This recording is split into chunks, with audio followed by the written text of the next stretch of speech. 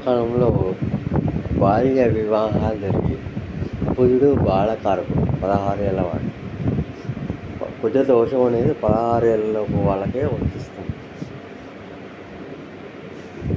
కాబట్టి ఆ సమయంలో కనుక కుజదోష సమయంలో పెళ్లి చేసుకున్న వాళ్ళకి ఈ దోషం వర్తిస్తుంది.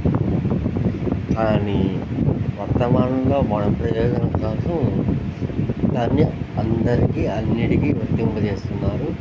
అందులో కొంతవరకు నిజం ఉంది, కొంతవరకు అబద్ధం ఉంది.